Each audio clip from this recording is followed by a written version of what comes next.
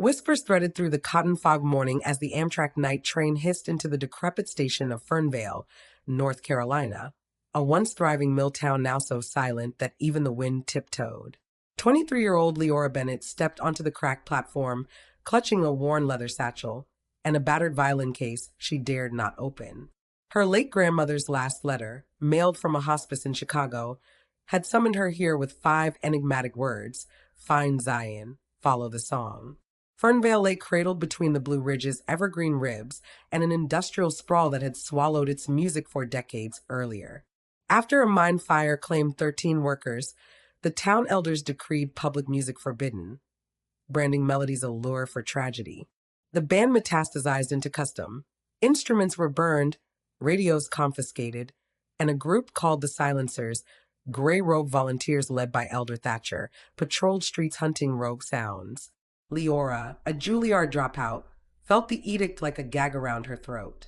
Yet the letter's urgency outweighed fear. Her grandmother had known secrets buried deeper than Appalachian coal seams. She rented a rust-colored Ford Ranger from the lone gas station and drove toward the Bennett ancestral farmhouse, 12 miles up a serpentine mountain road. Sunrise painted the ridges amber. For a heartbeat, she imagined violins answering the dawn. Instead, only gravel crunched beneath worn tires, a percussion of isolation. At the farmhouse, white paint peeling like curled parchment, Leora found 2 things: a skeleton key beneath the porch stone and a phonograph missing its horn. She dusted the turntable. Etched around its rim was a wolf's head encircled by musical notes. An accompanying envelope read, "Play the groove in silence, and the alpha will answer." There was no record inside, only a scrap of parchment listing coordinates to the Morrow Caves on the Federal Wildlife Reserve bordering Fernvale and the booming city of Charlotte beyond. Night fell quick in the hollers. Restless, Leora hiked the pasture behind the barn. Clouds bruised the moon, but in the hushed blue she heard it, a single note, low and resonant, drifting across the valley like a heartbeat plucked on cello strings. Instinct propelled her toward the forest. The music vanished, then returned, 3 notes now, forming an unfinished cadence. Branches clawed at her coat. Briars kissed her calves. She emerged into a stone clearing dominated by a decrepit watchtower, a relic from Prohibition-era whiskey runners. At its base, candlelight seeped through warped planks. Inside, she found him. Zion Cade, tall, sinewy, with night-tied hair and eyes like polished hematite, rested against the tower wall, bowing a violin whose wood glimmered with lunar sheen. The moment he spotted Leora, the melody collapsed into silence, as if the strings recognized the law they had broken. "Who sent you?" he whispered, voice thrumming like distant thunder. "My grandmother, Clara Bennett," Leora replied, astonished that her tongue moved at all. She segued, but footsteps crunched outside. Lantern beams lacerated the darkness. "Silencers," Zion breathed, tucking the violin beneath his arm. He grasped Leora's wrist. Heat flared where skin met and yanked a hidden lever. The stone floor gaped open. They plunged into a subterranean corridor lit by foxfire moss. Around them, walls shivered with faint harmonics, as if the very limestone remembered every lullaby ever hummed. Zion slammed the trapdoor, muting the silencer's shouts above. In the corridor's half-glow, Zion studied her. "You share her eyes," he said. Clara was a conductor of secrets, not orchestras.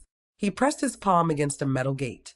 Faint blue sigils ignited, responding to his touch like notes finding their stave.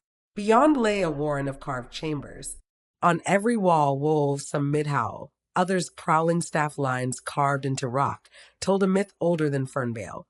A people whose souls resonated with music so powerfully they could shift into lupin guardians, channeling harmony into strength.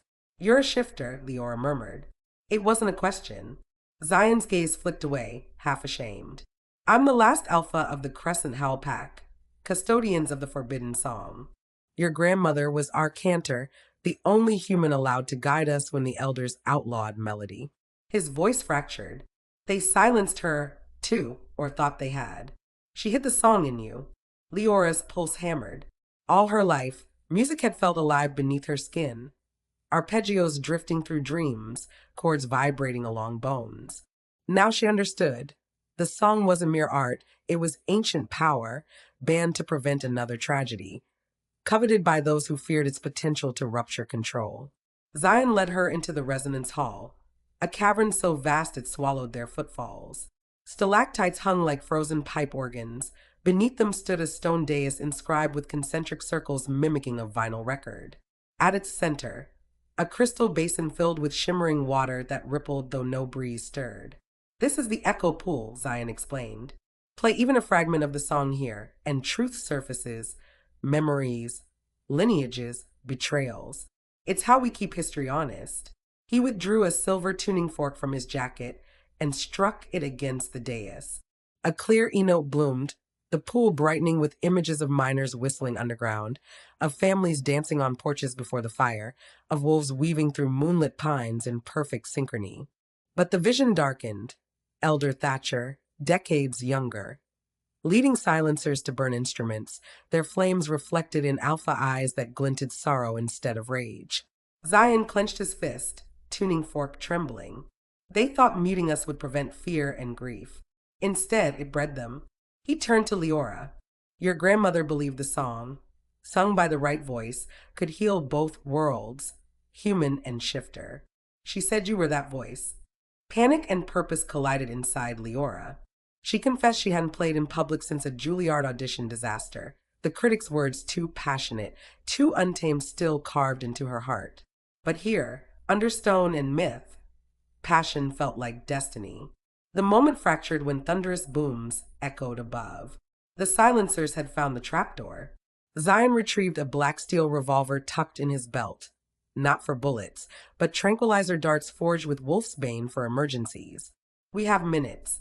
He guided Leora toward a narrow tunnel slanting deeper underground. But she halted, eyes fixed on a locked copper door bearing the Bennett crest, a treble clef entwined with a wolf paw. Zion paled. That chamber holds the original lyrics of the forbidden song, branded into hide parchment.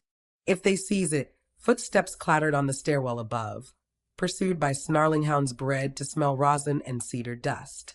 Heart racing, Leora raised her violin case. I'll retrieve the lyrics. You hold them off. She barely recognized her own voice, steely orchestral. Zion opened his mouth to refuse, but she was already unlocking the copper door with her grandmother's skeleton key. Inside, candle sconces flickered to life as though welcoming her. Shelves brimmed with scrolls, vintage LPs, and gemstones carved like tuning pegs. Centered on a pedestal lay a sheet of vellum emitting faint aurora hues.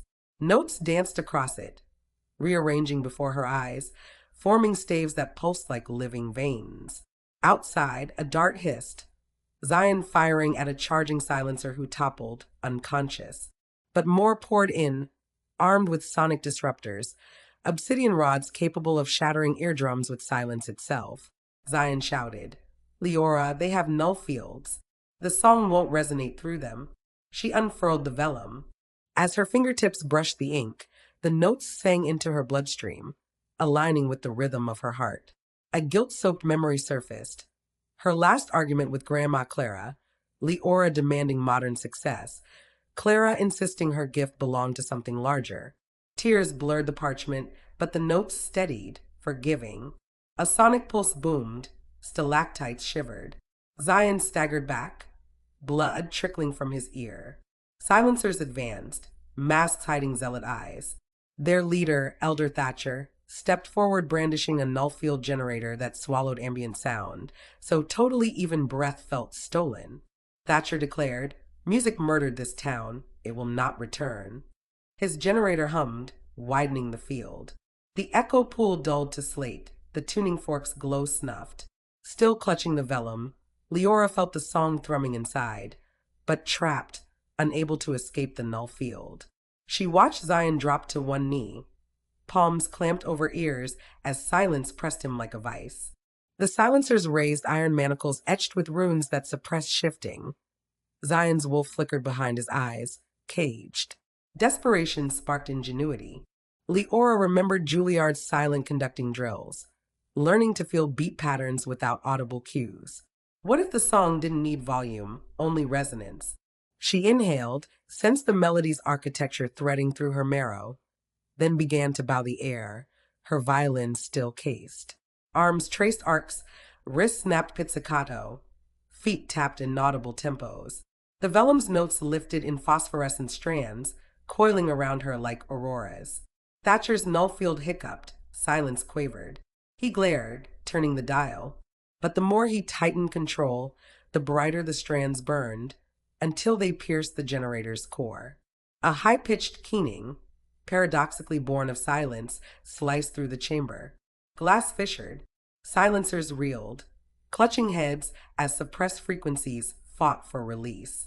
Zion's eyes blazed silver, his wolf surged. The null field shattered in a spray of sparks. Sound cascaded back. First a breath, then the whisper of moss dripping, then the distant roll of thunder outside. Leora lowered her invisible bow, chest heaving. Before she and Zion could regroup, the cave quaked. An ancient failsafe, triggered by the generator's destruction, began collapsing tunnels to seal away the song forever. Zion seized Leora's hand. "We need the surface now." "Wait," she gasped, retrieving the vellum which had cooled to calm pulsing. But an aftershock toppled a pillar, blocking half the exit passage. They would have to choose: risk the unstable corridor back to the watchtower, or plunge deeper toward the uncharted Morrow Caves, hoping for a forgotten escape route to Charlotte's outskirts. Dust choked the air, candles died. Far above, moonlit wolves howled, a sound Fernvale hadn't heard in 40 years, and the echo carried a promise of change or catastrophe. Standing at the fork, Zion met Leora's gaze, eyes radiant with mingled fear and awe. "Where you lead, I'll follow," he vowed. Leora glanced at the darkened tunnel yawning ahead, heart pounding to the rhythm of the forbidden melody newly born inside her. She inhaled, squared her shoulders, and stepped toward the abyss. Echo shadows flickered across the limestone walls as Leora and Zion followed the narrow tunnel into the mountain's silent heart. Every few yards, crude lanterns, remnants of Rum Runner days, throbbed with foxfire moss, tinting the air aquamarine. The passage swooped downward, then leveled into an abandoned interurban rail shaft once used to smuggle moonshine from Fernvale to the outskirts of Charlotte. Rust-eaten tracks glinted beneath centuries of dust. Somewhere ahead, water dripped a slow 6/8 rhythm that matched Leora's racing pulse. Zion kept one hand on the rock wall, the other curled protectively around the vellum scroll. He moved with lupin economy, ears cocked for pursuit. When the floor trembled, another aftershock, Leora nearly stumbled. Zion steadied her, fingers warm despite the cave's chill. "That nullfield blast destabilized the upper chambers," he murmured. "If they collapse, Fernvale will lose its last artery to the song." Leora nodded, but dread gnawed her, the silencers wouldn't stop. And she had felt something in Thatcher's eyes, recognition that sliced deeper than fanaticism. Hours earlier, she'd thought the elders nothing but superstitious tyrants. Now she suspected a family secret coiled in their dogma, ready to strike. The tunnel widened into a cistern lit by bioluminescent spores swirling like silent snow. A steel door loomed ahead, half obscured by ivy. Zion pressed his palm to a glyph, an eighth note entwined with a wolf paw, and the door groaned open, revealing a clandestine underground sanctuary. Inside, roughly 50 shifters milled beneath strings of bare bulbs. Healers grinding herbs, sentries polishing antique rifles, pups chasing each other between crates of canned goods. A teenage girl with tawny hair and quicksilver eyes shouted, "Alpha," and the crowd surged forward, relief and fear mixing in equal measure. Zion lifted a hand. "We're safe for the moment." But the silencers wheeled null fields now. They breached the echo hall. A murmured storm swept the chamber. From its eye stepped Kestrel Ward, Zion's beta, tall, broad-shouldered, face nicked by old scars. His gaze snagged on Leora, lingering with open suspicion. "She's human," Kestrel growled, "and she brought the elders' wrath to our doorstep." Zion bristled. "She carries the song." He unrolled the vellum. Notes fluttered like fireflies, eliciting gasps. The cantor's air. Kestrel's jaw worked. "Even so, how long before the silencers trace that parchment here? We should burn it and run east, fade into the cities." "It's not a map," Leora interjected, surprised at her own resolve. It's a score waiting to be completed. Grandma Clara thought the finished melody could heal Fernvale and your pack. Kestrel scoffed, but Zion's eyes softened. Yet the moment fractured as an elderly woman in a wheelchair rolled forward.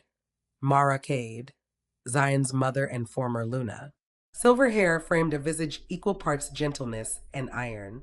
She beckoned Leora closer, then traced the girl's cheekbone with tremulous fingers. Clara said you'd come, Mara whispered. She warned me months ago.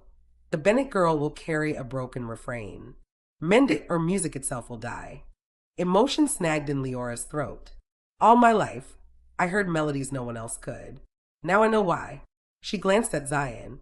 I want to finish the song, but I need answers. Mara sighed. Truth cuts, child. Your bloodline once guided our pack, but jealousy fractured it. Clara's brother, Gideon Bennett, feared the song's power. He stoked the mind fire, blamed it on music, and rose as Elder Thatcher. The name detonated inside Leora. Thatcher is my great uncle. Her knees buckled. Zion caught her. Gideon sacrificed his own kin for silence, Mara continued. He believed harmony let wolves pass for gods, and gods invite war. Leora's mind reeled. Memories of family gatherings where Thatcher's name was never spoken, her father's sudden disappearance when she was 8, her mother's refusal to explain. A dark suspicion sprouted. If Gideon was willing to murder minors, what else had he done? Kestrel cleared his throat. History aside, we need strategy. He pointed to a topo map pinned to a corkboard. Silencers will funnel down the old rail lines. Our best escape is Cedar Gorge, leading to Charlotte's light rail maintenance tunnels, but it cuts through neutral pack territory.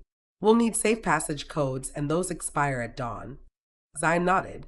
Then we move at dusk. While sentries prepared, Zion led Leora to a quiet alcove where a dusty upright piano rested beneath a tarp. Play, he urged. The song responds when carried by more than one voice. Leora uncovered the keys. Many were chipped, a few stuck. Still, she sat, exhaled, and let fingertips hover. She began with a slow arpeggio of a minor, a melody she'd hummed since childhood. Notes drifted into the vault, trembling like wings. Zion tuned his violin and joined, weaving counterpoint. The vellum brightened, its blank staves filling with new measures, music scribing itself in real time. As their duet swelled, something astonishing happened.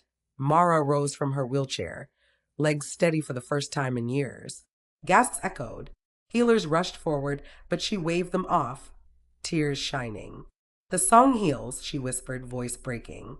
It was never meant for destruction. Hope ignited across the sanctuary. Even Kestrel's eyes glimmered, until the ceiling shuddered and lanterns flickered out. A sentry sprinted in, panting.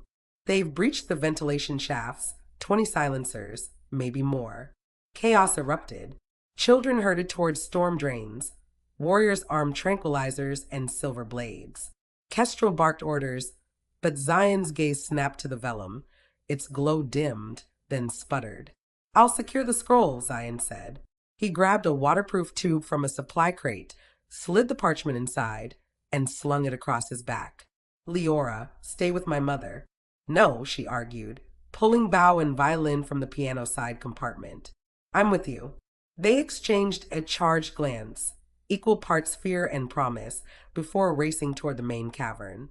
There they found Kestrel grappling a silencer.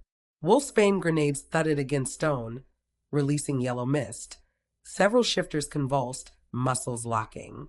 The attackers wore new sound-dampening helmets, nullifying howls and music alike. Zion loosed a dart. It pinged uselessly off a helmet's reinforced visor. The silencer pivoted, leveled a sonic disruptor. Zion shoved Leora aside as the beam slammed into him, hurling the Alpha into a column. Stone cracked. He slid to the floor, dazed. Kestrel, Leora screamed, but the Beta was lowering his rifle toward her. Something in his eyes had shifted, not hatred, but resignation. I'm sorry, he murmured, pressing a thumbprint to a handheld transmitter. Package secured. Initiate phase 2. Sirens whooped from silencer radios. Leora's stomach iced. Kestrel had betrayed them. Why? She choked out. To save the pack, he said. Thatcher promised immunity if we surrendered Zion and the song. You don't know the raids, the famine. I won't let us be hunted to extinction for a melody. Leora's temper flared. A melody that just healed Mara. Kestrel's jaw twitched, but resolve calcified. Two silencers hauled Zion upright, snapping wolfsbane shackles around his wrists. The Alpha, still groggy, met Kestrel's gaze, heartbreak eclipsing fury. I trusted you, brother. I'm still your beta, Kestrel rasped, voice hoarse. And this is the only way to keep our people breathing. He nodded to Leora. Bind her gently. Thatcher wants her alive. Hands seized her arms, yanking the violin away. Leora thrashed, but a hood descended, muffling sound and sight. In darkness, she felt her wrists tape-bound, her body hoisted over a shoulder. Carried, voices blurred, boots echoed on metal boarding ramps. The odor of diesel suggested trucks waiting beyond the sanctuary. She fought panic, recalled silent conducting drills again, finding rhythm inside chaos. In the blackness, she tapped fingertips against her thigh in Morse. SOS. Maybe no one could see, but the act steadied her heartbeat. The convoy rumbled forward. Through thin canvas walls she sensed moonlight, city hums, distant horns, a step closer to Charlotte. At each checkpoint, guards repeated passcodes. Kestrel's voice answered. Meanwhile, Zion lay somewhere nearby, silent yet vividly present in her mind. Wolf pacing behind ribs, waiting for a chance to break chains. Hours later, the truck braked hard. She was hauled out, hood yanked free. They stood on a floodlit construction site on Charlotte's industrial fringe, crane skeletal against the midnight sky. Concrete pylons formed a half-finished amphitheater, Thatcher's twisted irony, a concert hall raised to celebrate eternal silence.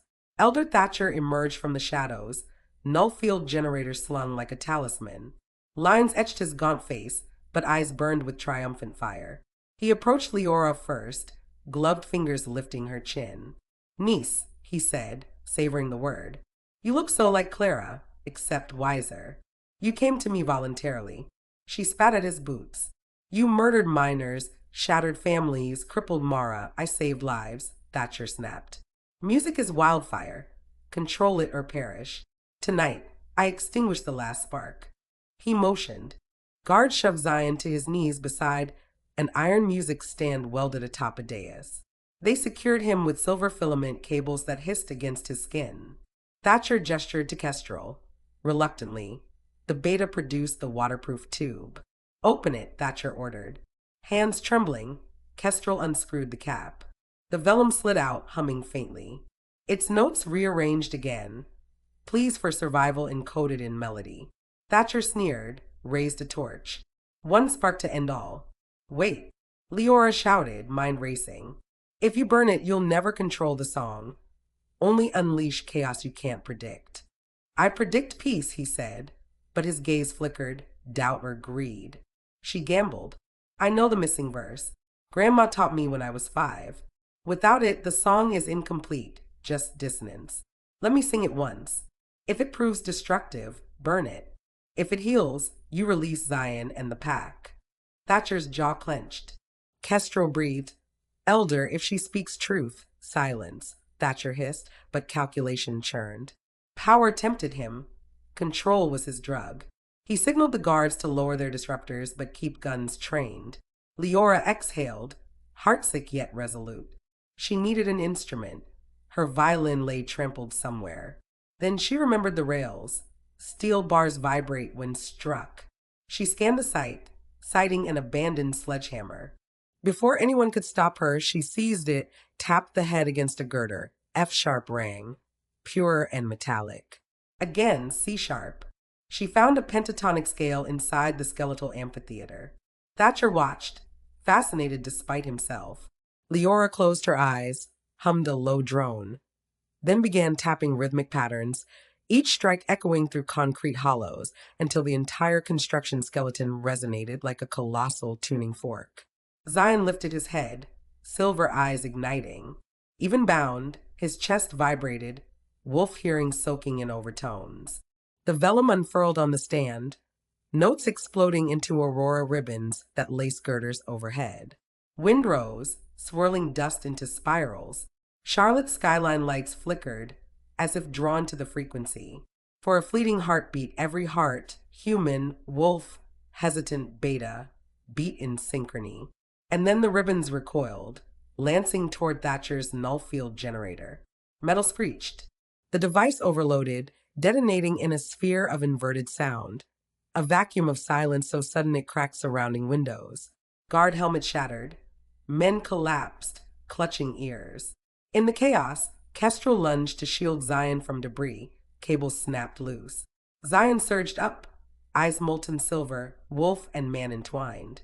He ripped free, tackled Thatcher. They crashed against a column. Torch clattered away. Thatcher drew a sidearm, but Zion wrenched it aside, muzzle flaring skyward. Concrete dust billowed. Sirens wailed from distant patrol cars, answering gunfire. Leora dropped the sledge, sprinted toward Zion, only for Thatcher to twist, shove the Alpha into her path, and flee toward a service elevator leading to upper scaffolds, vellum clutched like a stolen crown. Zion and Leora scrambled after him, footsteps pounding metal stairs that sang underweight. 30 feet up, wind sighed between beams. Below, Kestrel rallied pack fighters against recovering silencers. Shots ricocheted. Sparks rained like violent starlight. Thatcher reached the highest platform, cornered against a gap where the stage ceiling remained unfinished. Steel yawned beneath him. City lights sprawled beyond. He whirled, eyes feral. You think harmony saves? It enslaves hearts to emotion. I'll die free of it. He tore the vellum, half-sheet fluttering into the night. Wind snatched it.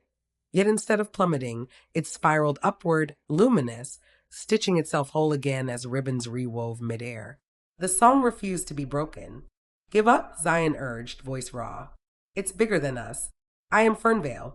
Thatcher roared, stepping back, boot heel slipped. His body teetered above the void. Leora's instinct screamed to let fate claim him, yet something deeper, perhaps the song's mercy, made her lunge, seizing his wrist. For one suspended moment, past and future balanced on her grip. She saw the child Gideon once was, a boy who lost siblings in the mine fire, who mistook grief for divine warning. But Gideon jerked away, rejecting her redemption. Weight shifted, he plunged, his final scream swallowed by wind and sirens. The vellum drifted down like a feather, landing in Leora's trembling hands. Above the carnage, Dawn's first horn note, the whistle of a freight train miles away, echoed through steel canyons, answering a centuries-old silence. Below, Zion howled, wolf note rich with triumph and mourning, while Kestrel and the pack subdued remaining silencers. Police sirens neared, blue strobe slicing morning's rose palette. Leora pressed the vellum to her heart. The notes glowed steady, calm, but resolution remained elusive. Authorities would arrive, Fernvale still banned song, and the world above had yet to hear the melody that could stitch its fractures. She inhaled, met Zion's gaze across the girders, and realized their greatest performance and greatest trial lay ahead. The air quivered, the city poised on the brink of a new echoes of sirens, and splintered steel still trembled in the pre-dawn haze, as Leora, Zion, and a dwindling escort of Crescent House shifters slipped through the warren of alleys behind Charlotte's North End Arts district. News vans converged on the half-finished amphitheater they'd fled minutes earlier, red strobes painting warehouse walls a feverish crimson. Kestrel led the way, his once proud shoulders hunched beneath the weight of betrayal. No one spoke. Every breath tasted of diesel, dust, and unspoken regret. Zion limped. Wolfsbane burns ringed his wrists like bruised manacles, and Leora matched his pace, one hand steadying him despite her own exhaustion. Inside her satchel, the vellum scroll pulsed a muted amber, as though conserving strength for whatever lay ahead. She felt its rhythm under her fingertips, an unfinished heartbeat awaiting resolution. At a graffitied loading dock, Kestrel rapped a coded rhythm on a steel service door. Ta-ti-ta-ta-ta, the pack's old muster call. Bolt slid. A slender woman with dreadlocks the color of storm clouds peered out, Nova Green, Crescent House City Liaison, and an undercover EMT. Her gaze swept Zion's injuries, Leora's dirt-smudged face, the armed sentries flanking them. Get in now, she hissed. They ducked into a cavernous abandoned textile mill, its concrete floors repurposed into dorms, infirmary tents, and rehearsal spaces walled by acoustic foam. Old looms stood like rusted sentinels, draped in quilts stitched with wolf insignias. Nova signaled medics. Zion was whisked to a cot, saline and antibiotics already waiting. Leora hovered until Nova steered her to a wash station sink. Rinse the dust, then find me, Nova ordered. Council and media will spin this massacre by sunrise. While cold water sluiced grime from Leora's arms, fragments of the night replayed. Gideon Thatcher's plunge, Kestrel's words, I'm sorry, the song's incandescent rebellion. She inhaled, steadied shaking fingers, and resecured her violin case.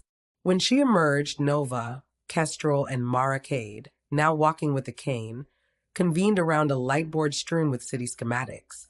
Nova gestured to a blinking dot on a digital map. That's the Quarry Heights transmitter tower, dormant since FM radio died. If we patch the song through its analog array, we broadcast across 3 counties, Fernvale included. People will hear harmony, feel the healing. We flip the narrative before the elders install a tighter ban. Leora's pulse stuttered. We'd need an ensemble, and enough power to outshout corporate signals. Ensembles here, Nova said, nodding to rows of musicians tuning salvaged instruments, trumpets polished with toothpaste, snare drums reskinned with deer hide, guitars strung with repurposed piano wire. Power is trickier.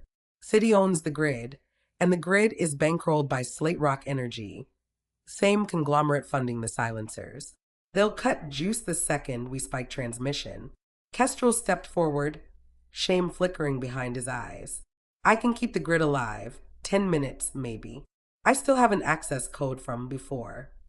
Silence thickened. Everyone knew before meant his conspiracy with Thatcher. He swallowed. I'll go alone. If it's a trap, only I burn.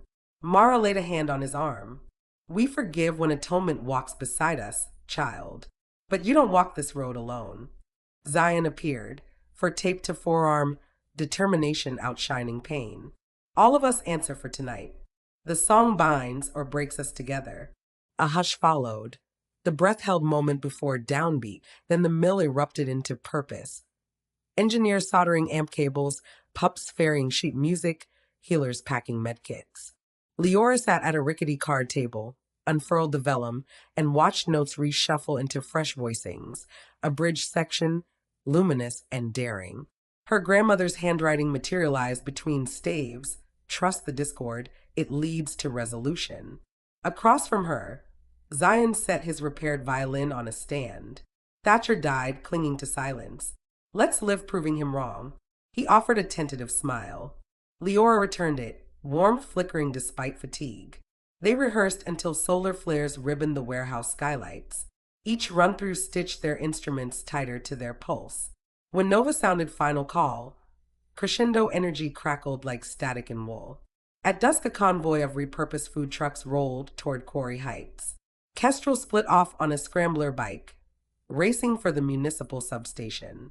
Leora watched taillights vanish, praying betrayal wouldn't echo twice. She, Zion, Nova, and 40 musicians climbed the service road that wound around the granite bluff.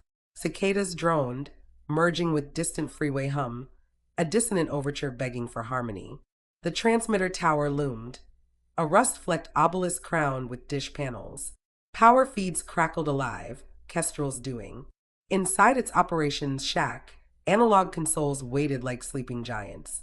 Nova's text-patched mixers, balanced preamps, red LEDs winked readiness. Wind gusted, rattling corrugated siding. Lightning flickered far west, summer storm charging up the skyline. Zion squeezed Leora's shoulder. This is our stage. They assembled on the shack's open deck. Nova raised her baton, a bronze wolf head staff. Silence deepened until even rain-scented air felt thick with expectation. She counted in 4. The song began as a single cello drone, low as mountains at dawn. Violins braided above, clarinets sighed, drums pulsed heartbeat strong. Leora entered third measure, bow coaxing silver threads of melody that spiraled around Zion's countermelody like galaxies in slow waltz. The vellum, Clipped to a music stand, blazed gold, each note a sun. Across county radios, car stereos, elderly clock radios forgotten on nightstands, sound bloomed. In Fernvale, porch lights flicked on as residents felt weight lift from sternums. Some wept without knowing why. Others danced awkward waltzes on dusty boards. In hospital wings, heart monitors synced into calmer rhythms. Mara, listening by a handheld set, stood straight, cane forgotten. But at measure 94, consoles sputtered, meters spiked red. Kestrel's voice crackled through comms, slate rock drones inbound, heavy signal jammers. I'm diverting grid, but the override will fry in 2 minutes. Nova flashed musicians the Achille Rondo sign. Tempos climbed, harmonies sharpened. Zion pivoted to face Leora, eyes glowing wolf silver. She mirrored him, duoing into the bridge her grandmother promised. Discord surfaced, minor seconds grinding like tectonic plates, then resolved in a soaring C major that sent static shivering off tower struts. Thunder cracked overhead. Rain sheeted sideways. Lights browned, flared back. 70 seconds. Down the service road headlights flared. Black SUVs bearing Slate Rock logos. Men spilled out wielding portable nullfield pylons. Nova shouted, "Hold the line." Guards, pack warriors in human form, formed a perimeter, tasers ready. One pylon activated. An expanding silence bubble crawled toward the deck, devouring sound. Leora's bow skittered as resonance dampened. Zion grimaced, strings dulling beneath fingers. 20 seconds. Then Kestrel's voice again, strained, final surge, 15 seconds of megawatt boost before blackout. Make it count. Nova stabbed batten downward. Entire ensemble hit fortissimo, forcing harmonics through narrowing throat of silence. Speakers bulged, towers hummed near breach. On the vellum, last measures wrote themselves, retardando, rallentando, morendo, fading into whispered high harmonic. Leora whispered the lyric her grandmother made her memorize, only 4 words, almost lost under storm. May silence serve song. Power died. Spotlight snuffed. Null fields collapsed, overloaded. Darkness wrapped the deck, broken only by lightning strobes catching rain-slick bows poised midair. A beat later, every radio, phone, and PA in the Tri-County area erupted in spontaneous after echo, the song rebounding from ionosphere like aurora lightning, playing again, softer but unmistakable. Slate rock vans screeched to a halt, occupants gaping at instruments they could no longer mute. Leora lowered her bow, lungs burning. Cheers burst from the ensemble, but triumph froze when a single gunshot cracked. She spun. Zion staggered, shoulder blossoming crimson. At road's edge stood a lone silhouette, Deputy Arlen Thatcher, Gideon's estranged son, service pistol smoking. "You killed my father," he snarled. Silence should have kept him safe. Panic rioted inside her, but Zion caught her gaze, eyes ablaze with determination, not defeat. He pressed his free hand to the wound, stepped forward despite Nova's restraining grip. Deputy Thatcher raised the pistol again, and lightning struck the tower, blinding white. Static flared, metal shrieked. The blast hurled everyone to the deck, radios exploding in sparks. When the glare cleared, the deputy was gone. Whether fled or felled by thunder, no one could tell. Zion collapsed. Medics charged. Rain pummeled, washing blood across warped planks.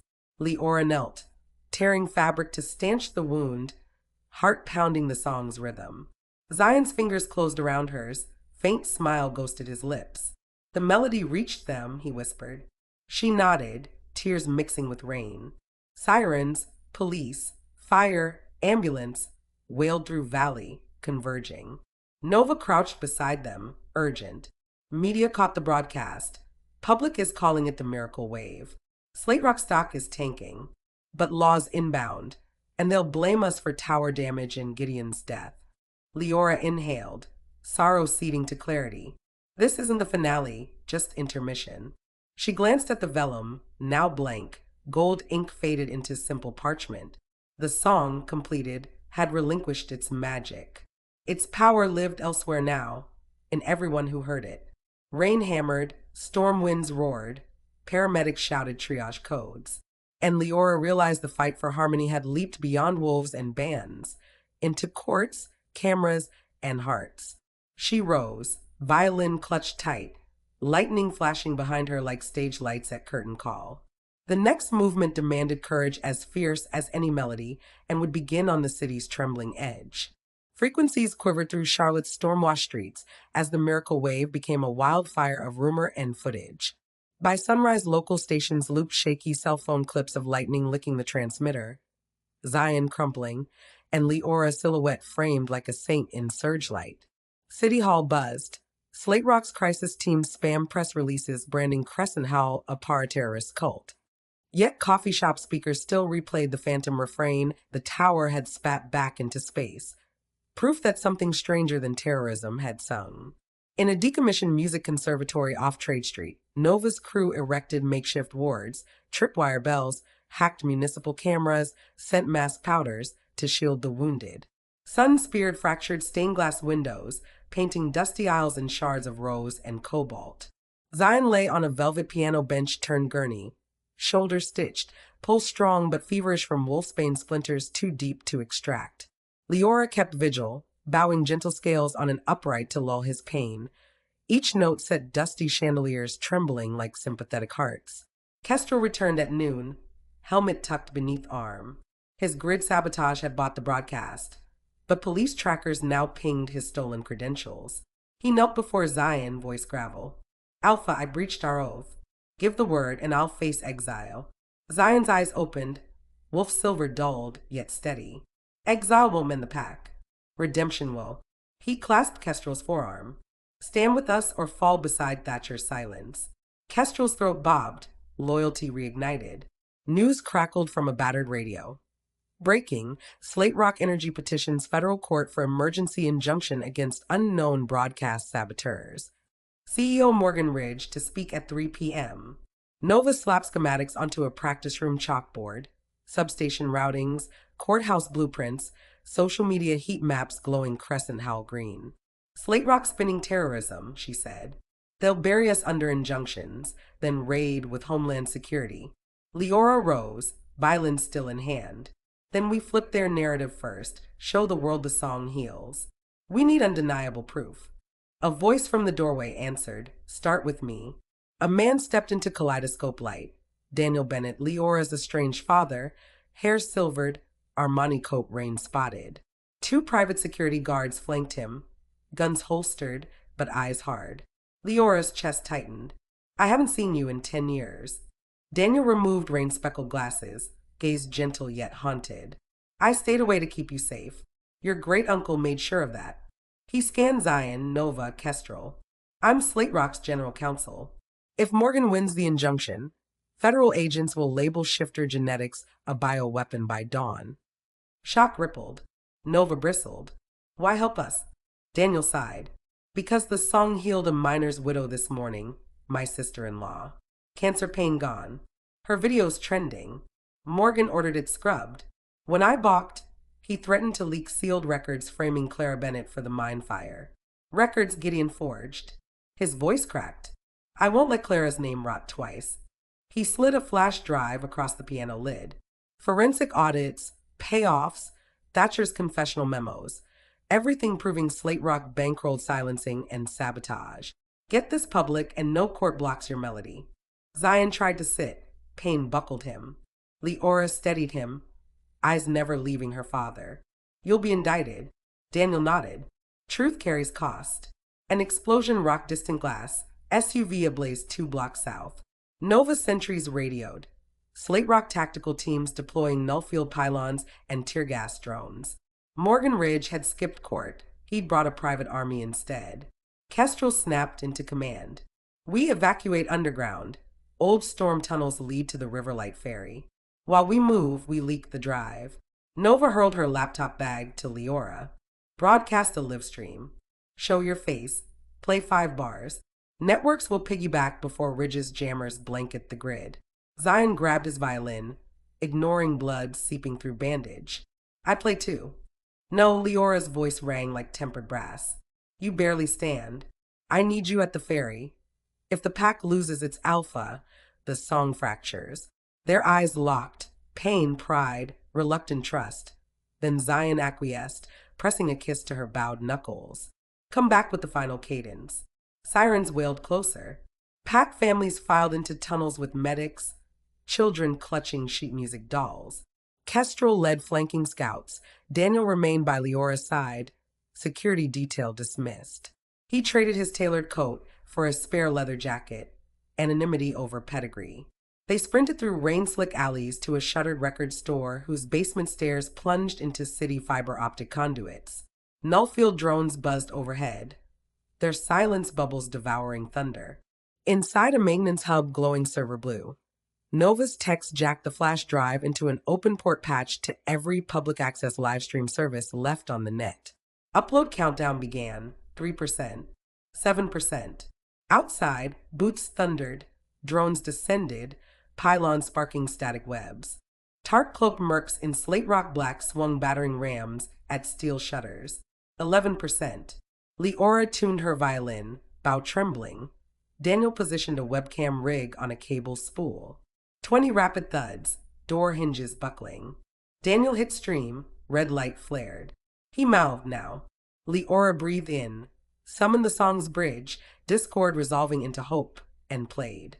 Notes shimmered, ricocheting off routers and concrete, weaving into digital packets with the damning files. View count spiked. 5K, 20K, 80K, chat feeds exploded. Hashtag let music heal. The door crashed. Mercs stormed in, null field emitter whining, but the live feed had reached critical replication. Their silence bubble erased sound in the room, yet screens worldwide still echoed Leora's melody. A merc seized her arm. Daniel stepped between, shoving her aside. A stun baton cracked against his ribs. He dropped, coughing blood. Leora screamed, but in mute air, it emerged a silent wail. Rage ignited. She swung her bow like a sword, splintering the drone emitter. Silence bubble flickered, collapsed. Gun safeties clicked off. Mercs raised muzzles. Suddenly sewer hatch burst. Kestrel and 2 scouts erupted, trank darts dropping mercs in seconds. Nova darted to Daniel, checking pulse. Weak but steady. Upload finished. 100%. Files mirrored. Police sirens converged, this time city units, not corporate. Blue lights cascaded through doorway as mercs retreated, yanked back by chain link of jurisdiction.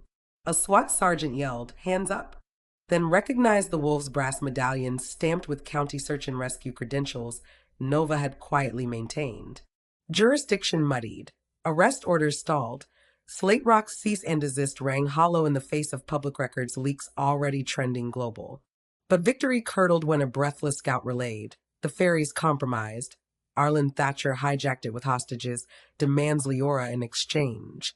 Zion, still aboard, was one of them. Rain hammered manhole grates. City horns bleated alarm. Nova stared at Leora, eyes bright with battle light. We saved the truth. Now we save our alpha. Leora wiped blood from her father's lip, met his gaze, pride and sorrow fused. He squeezed her hand. End this.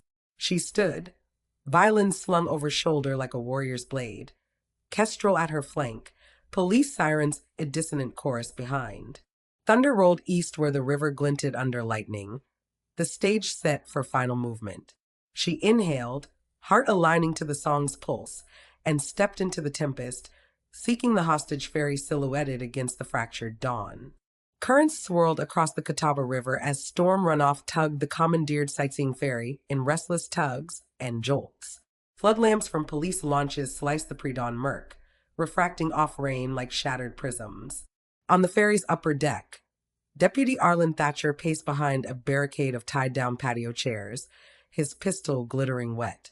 Hostages, tourists, 2 transit guards, and a battered Zion knelt with plastic cuffs biting their wrists. Every gust threatened to topple Arlen's brittle resolve, and the flimsy plywood he'd painted silence or death in dripping red. Below, in the shadow of an ivy-choked trestle, Leora, Kestrel, and a squad of city officers slipped from storm drains onto the riverbank. Lightning stuttered, revealing the ferry's engines sputtering under the rookie hijacker's inexpert hands. If Arlen drifted past the next stanchion, Turbines feeding the hydroelectric dam spillway would drag the boat into fatal churn. Kestrel touched Leora's elbow. "We have snipers," he murmured. "Give the word." But Leora remembered Gideon plunging rather than accept her hand. Violence would repeat the cycle. Instead, she tuned her violin beneath a crumbling arch, testing strings against the drizzle. A single high harmonic hummed across water, soft enough to whisper hope, loud enough for wolf ears. Zion's head jerked up. Silver stirred in his eyes even through exhaustion. He whispered something to the tourist beside him. Then, with a sudden lunge, shouldered the hostage away from a railing stanchion. Metal groaned. The stanchion, weakened by rust, snapped free. Chain reaction. The barricade collapsed like dominoes. Arlen whirled, cursing, fired a warning shot skyward. Thunder swallowed the crack, but police spotlights flared. "Stay back," Arlen shouted to the cruisers. "Bring me the Bennett girl, or I flood this deck with lead." Propwash and rain deafened the scene. Leora walked to the shoreline, so she stood clear in the spotlights. Violin cradled under chin. She lifted her voice, unamplified, unafraid. "Arlen." Her call carried on storm thermals. "Your father silenced himself first. Don't echo him." He flinched, disbelief warring with grief. "He died because of you." No, she took another step. Floodwater lapped her boots. "He died afraid of the music inside him, inside all of us. But you felt it last night. You wouldn't be here if the song hadn't shaken you." Rain plastered her hair. Strings hissed under droplets. She began to play a gentle largo, the lullaby Clara Bennett used to hum while shelling peas on summer porches. Its cadence pulsed like a mother's heartbeat, regret woven with forgiveness. Zion closed his eyes, hummed harmony through blood-crusted lips. Hostages felt tension melt. One elderly man wept. Even Kestrel's hand on his trank rifle slackened. Arlen staggered as if invisible cords wrapped his ribs. The pistol lowered an inch, wavering at Zion. "Stop, it's witchcraft." "Just frequencies," Leora answered, bow never faltering. "Let them remind you what silence stole." Wind shifted. For an instant, the drizzle lightened, and the violin's vibration skittered across the water glass clear. Arlen's mind flooded with half-forgotten memories.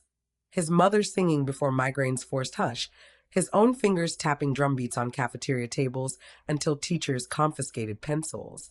The ache of deprivation cracked his anger shell. Yet fear snarled. He yanked Zion upright, gun to the Alpha's temple. "Step on this boat alone, Leora, or he shifts and rips throats." Across the riverbank, officers stiffened. Kestrel's fingers slipped back to trigger. Leora raised her free hand. "I'm coming," she called, but Kestrel seized her shoulder. "Snipers have angle once you board. That ends in blood. Trust me." She squeezed his hand, silent pact, then stepped onto a dinghy moored beneath the trestle. A lone officer shoved her off. River current snatched the dinghy toward the ferry. Midstream, lightning forked, brilliant white that framed her like myth. She climbed the ferry ladder, violin slung, soaked coat heavy. Hostages parted as she strode to center deck. Zion met her gaze. Hurt. Hope. Raw apology for being leveraged yet again. She gave a micro nod. Hold. Face to face with Arlen, she saw a boy wearing his father's grief like oversized armor. Rainwater traced cheekbones. His hand shook around the gun. "I'm here," she said softly. "Let them go." He gestured. Hostages scuttled to starboard rail where officers threw rope ladders. Zion started forward, but Arlen pressed barrel to his temple. Not him. Leora's heartbeat hammered pizzicato against her ribs. She extended her violin. "Trade. You feared the song. Take the source." He hesitated, pupils dilated. One note and it's unstrung. She snapped strings free with a tidy flick, metal ping to deck. She offered the naked instrument, hollow, powerless. Arlen reached, gun still on Zion, then seized violin with a sob of rage. He crushed it against rail, wood splintering in wet pulp. "Now none of you sing." But the crash birthed resonance through hollow deck boards, a ghost note riding river wind. A chorus answered from distant shoreline. Dozens of voices, humans, wolves, children, humming the miracle wave theme. Police loudspeakers didn't broadcast it. Hearts did. Arlen backed away, terror in his eyes. Stop. I'll shoot. Leora stepped forward, empty hands raised. Look at your pulse. His gun hand trembled to the same tempo as the humming, proof fear and hope share meter. You can fire in that rhythm, or breathe with it. Suddenly Zion spoke, voice hoarse but steady. Your father's final paperwork was forged. He orchestrated the mind fire. You were lied to. He jerked chin toward Leora. She leaked the proof. The world already knows. Arlen's stare sagged, rage deflating under weight of truth. Rain dampened gunpowder, his barrel dropped. Lightning illuminated tears tracking grime. But fate twisted again. Debris swept by floods slammed the hull, wrenching the ferry perilously close to spillway undertow. Engines sputtered dead. Pilotless, the boat yawed toward roaring white water. Zion, half-shifter strength returning, lunged, shoulder screamed, but held as he wrenched the wheel-hard port. Cables snapped, rudder seized. Not enough. Kestrel's voice crackled over PA from shore. Throw her bowl in. We'll haul you out. Arlen, dazed, staggered aft and hurled a line across gap. Kestrel caught it with wolf-quick reflexes. Officers heaved, muscles straining. On deck Leora scrambled, grabbing remaining hostages to balance positions. Zion braced against rail, agony plain but resolve fiercer. Water thundered meters away. The Bolin groaned. Ferry inched from vortex. Another surge bent stanchions, rope strands popped. In that heartbeat Leora knew sheer force wouldn't suffice. Sound could synchronize effort, give dozens the same pulse. She cupped palms, shaping voice into clarion vox that cut storm roar. A simple 4/4 cadence, the work song miners once sang before tragedy gagged them. Zion joined an octave lower. Hostages, police, bystanders along both banks took up refrain. Even Kestrel bellowed rhythmic chants between heaves.